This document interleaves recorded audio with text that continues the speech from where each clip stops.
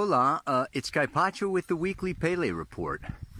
This is an astrological report for Wednesday, June 24th of the year 2020.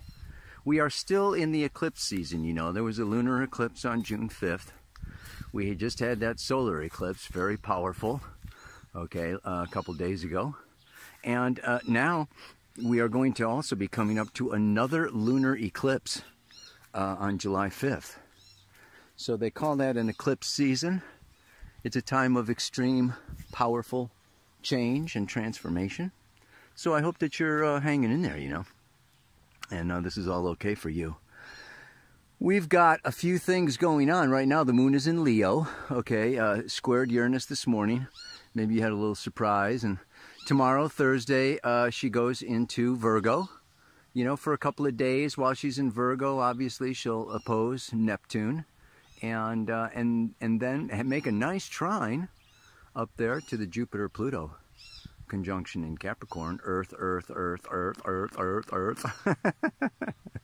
And then she's going to go into Libra and square the Sun.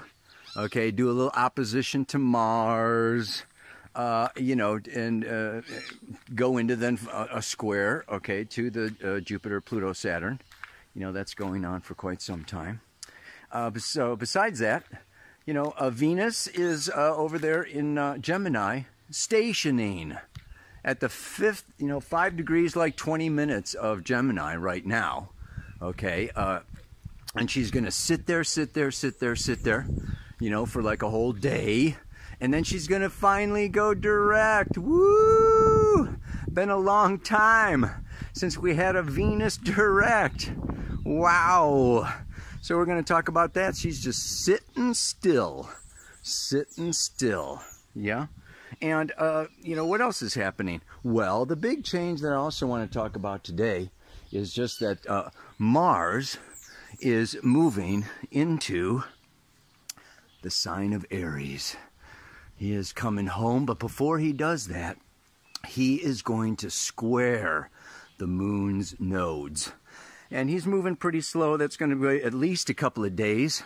You may be feeling it now. Fiery emotions. And that's going to go on Thursday, Friday, and then on Saturday, he's going to go into Aries. Yeah? So that's going to be a big shift. He's going to stay there till like January. So it's like very, very intense time period. And I made it up here to the yoga platform. This has got a very nice view. It was a little noisy at the river last week, so I thought that I would come up here to alegriavillage.com. It's my buddy Stephen Brooks is developing this real estate here, and I was going to start down there in the garden. The garden. Yeah, baby. I'm going to call this one the Garden Report. Yeah. That moon in the sun in Cancer. Growing those veggies. Getting together with some familia. Yeah, Mercury retrograde in Cancer. We can talk about that a little bit, right? And last but not least, let's also talk about what? Jupiter conjunct Pluto for the second time. Jupiter, they're both retrograde. Jupiter's moving a little faster, though. We've got a Jupiter-Pluto conjunction. Pluto's transformation. Jupiter is great. A time of great transformation. Let me look at the camera and talk about it. Okay. All right, well, let's talk about what's going on. What is going on? Well, like the mantra for today says, a lot is going on with our thoughts, our thinking, our inquiry, our investigation, the moon's nodes. Super important signals of destiny, okay, collectively and individually. Whenever we do chart readings, we look at the north node of the moon as the future destiny. of the soul, what the soul is seeking for the future, the north node of the moon. It's in the sign of Gemini for a year and a half. It's a long time, 18 months. Okay, it's going to be there for a while. It's only been there for a month or so. And the eclipses are happening, you know, right on these nodes. The south node of the moon is exactly opposite. It's at the 29th degree right now of Sagittarius. They go backwards. Yeah? The 29th degree is a critical degree. And of course, then when Mars comes in to square the moon's nodes, it is at what? 29 degrees of Pisces. Squaring Gemini, squaring Sagittarius. 29 degrees of Pisces is the last degree of the zodiac. It's all over. It's done. A full cycle is complete. According to the natural horoscope, Pisces is the 12th sign. It rules the 12th house. Mars is going into Aries, the first sign that rules the first house. So we're in this big transitional point. Mars, I do, I act, I desire, I want, has been hanging out in Pisces conjunct Neptune, you know, kind of swimming along, you know, like the leaf on the river a little more, because, you know, Pisces is the collective unconscious. The individual will gets a little lost and confused by chaos in the collective unconscious, carried on by external events. But now, no more. I want to read to you the Sabian symbol for the last degree of the zodiac. It's very, very powerful, because Pisces is also what I always say, the Alpha and the Omega, the beginning and the end. It is the infinite potential, the dream, the fantasy, the image, the ideal that we dream, and then it comes out of Pisces into Aries, and it's time to make it real. It's time to do it. No more dreaming about it, okay? No more fantasizing, or no more getting carried along, but time to initiate. And it's really something at this time to initiate with what? Mercury retrograde, Jupiter retrograde, Saturn retrograde, Pluto retrograde, Venus retrograde until today. It's just like, whew. It's a very interesting dynamic. So a lot of this retrograde is repair, remodel, reflect, redo. Okay, so a lot of this could be that, you know, change begins with me. It'd be nice if people focused on changing themselves and prepare a little more. What I say is, you know, July, August, September, we still got this, you know, retrograde stellium going on, Jupiter, Saturn, and Pluto. But they will go direct in late September. And that is really when things are really going to be starting to move forward. But for right now, let's read about this, because it's an interesting degree. And again, if you don't know this book by now, okay, it's my favorite book by Dane Rudhyar, An Astrological Mandala. Yeah? A majestic rock formation resembling a face is idealized by a boy who takes it as his ideal of greatness. And as he grows up, begins to look like it. The keynote is the power of clearly visualized ideals to mold the life of the visualizer. In a biological sense, it is the power latent in all seeds, the power to produce and guide the growth of the future plant. A most fitting symbol for the last phase of the cyclic process. Within the end of the cycle, the seed of a new beginning exists in potency. unless the entire cycle has proven to be a failure. Well, that remains to be seen. We could blow ourselves up like Atlantis. That would signal that the whole cyclic process was a failure, like 10,000 years of human history kind of, you know, but I don't think so, you know. But it is a time of like major transformation. Jupiter conjuncting Pluto. The last time Jupiter came, so Jupiter comes by, it hits Pluto April 4th. Okay, this is like when the, you know, the pandemic is just kind of like taken off, you know, April, boom, big, you know, Jupiter, death, Pluto, right? Many deaths, right? You know, great transformation. So, and then, you know, now it's retrograde and it's coming back over Pluto. It's going to go direct in, like I say, September. And then it's going to come back and it's going to hit Pluto again closer to October, November, something, yeah? So, it's this threefold pass. I've talked about these whole retrogrades before. It's the same with this Mercury retrograde. You know, it kind of goes up. We go to a point. We learn something new. We experience something new. We have a new dream. We want to start a new business. We get a new impulse. And then, phew, we need to modify, we need to rectify, we need to remodel and reshape our lives to adjust, to fit the new ideal, the new picture, the new car, the new couch, the relationship, the new something into our existing life. So we're just kind of in this process, right? You know, from April to September of, okay, I got to figure out a way to, you know, still make a living with this virus and in the midst of lockdown, or I still need to find a way to have some fun when I'm supposed to wear a mask and stay home. You know, I need to change my life. I mean, this is life changing.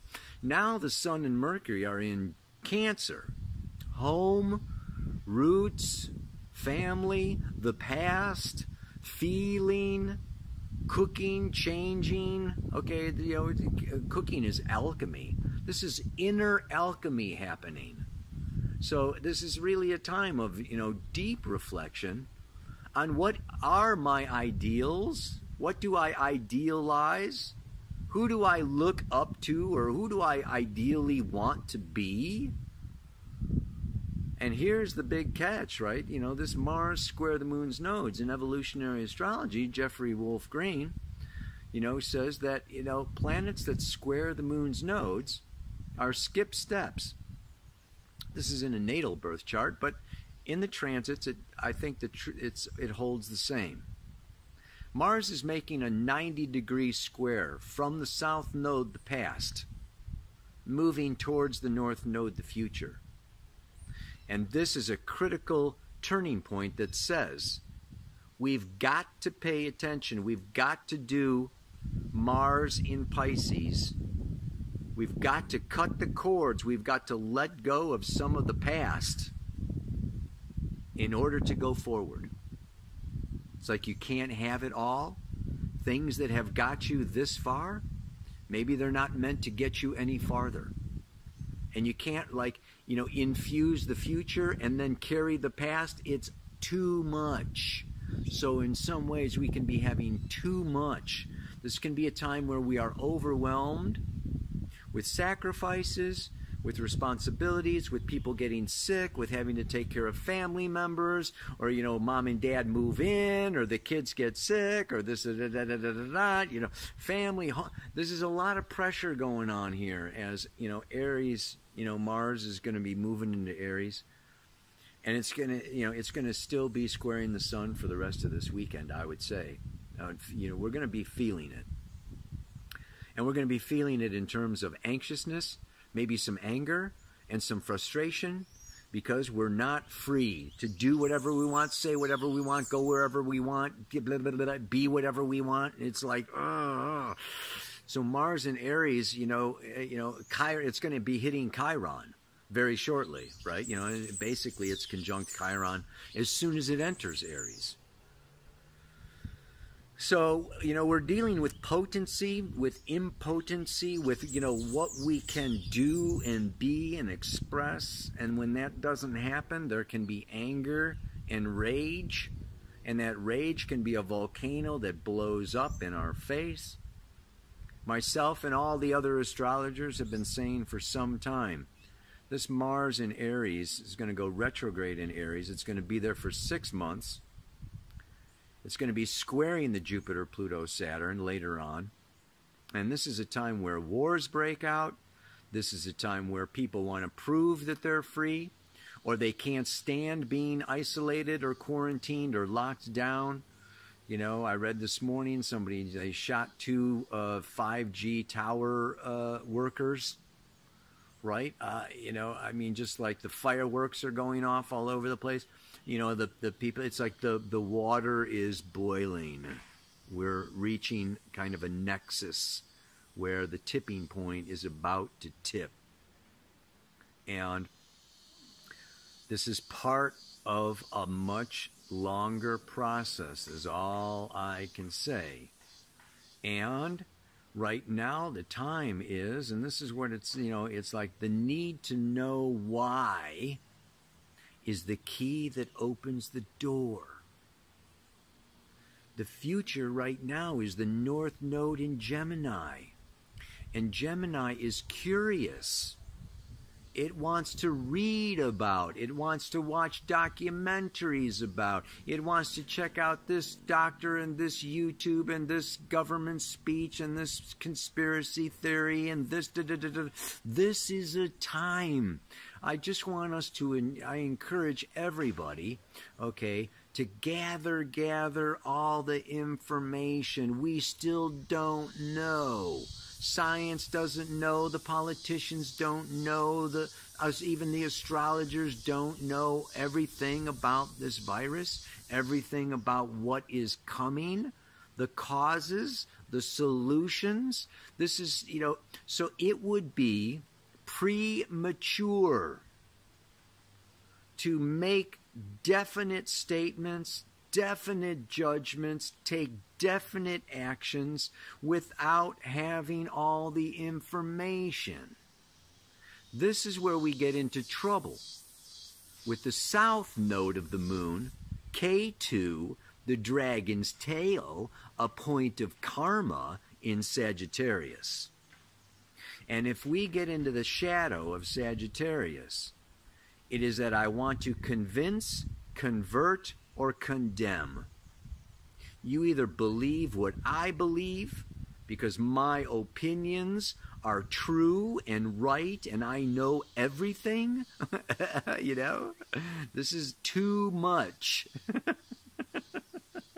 The shadow is premature judgment and possibly some, forms of, arrogance that just, condemn other people who don't agree with me or don't believe what I believe or don't see things the way that I see them, so they are wrong.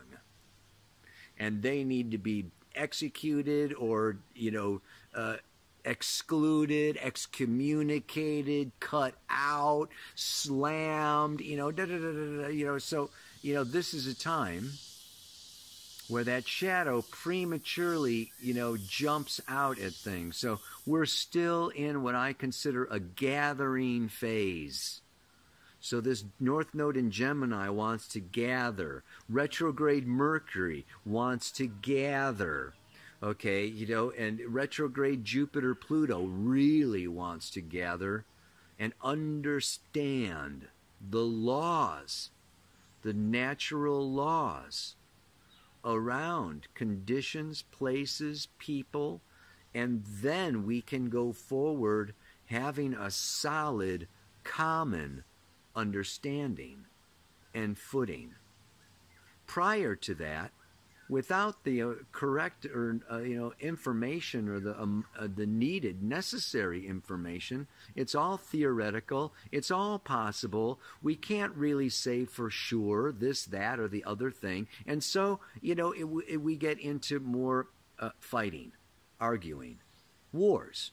whether it's the China Sea, the China-India border, or, you know, the wall between Mexico and the United States, or Black Lives Matter. There's all kinds of conditions and situations that we can fight about. So when we look at the mantra today, you know, like the farmer sowing seeds, I expect for them to grow. If they don't, my need to know why is the key that will open the door. The door to a greater perception, the doors of understanding. Okay? It's like when I get married and I just have this ideal that, you know, love will heal all wounds until death do us part or whatever, you know, and then it doesn't grow or it doesn't go the way that I thought. I need to dig deeper. What is the cause? Why is this not working? I have a child. Okay, and the child is not happy in school, or, you know, doesn't have any friends, or, you know, is having trouble with this, that, or the other thing. My need to know why helps me to understand my child, helps me to understand the nature of being human. Okay, when the police department doesn't serve the needs of the population, we need to know why, and we need to investigate. Okay, and when we investigate, then we see what needs to be changed and modified. When all kinds of people get sick and the hospitals and the healthcare and the medicine doesn't heal them, we need to search, we need to discover, we need to investigate. And then we find out, we could do the healthcare system differently. We could do insurance differently. We could even teach medicine differently. Maybe we'll come up with a holistic approach, right? That's, you know, not allopathic and it doesn't involve shooting us up with some chemicals or something. Maybe there's other alternatives. So investigation. This is what Gemini is all about. So it's really a very good time. It's very potent. This is a very potent time where we can penetrate into the mysteries of life and death and the natural laws that govern all life and all evolution and all growth. So it's tough. Just like an exam or, you know, school or, you know, whatever, you know, you got to learn something, you know, in order to keep your job. You know, I mean, the pressure is on. But when we get out of this pressure, we're going to be wiser, older for sure. But, you know, hopefully, right, you know, this can lead to some very, very new structures, you know, new systems, the new forms of, you know, understanding of belief systems, of relationships, of medicine, of healing, of, I mean, wow. It's when the pressure is on and when the heat is on that large strides of growth are made. Let's frickin' do it. Yeah. Ow. Like the farmer sowing seeds, I expect my seeds to grow. If they don't, my need to know why is the key that will open the door. May you open the doors of perception this week with Mars square the nodes, Jupiter conjunct Pluto, and Mercury retrograde. Namaste. Aloha. So much love.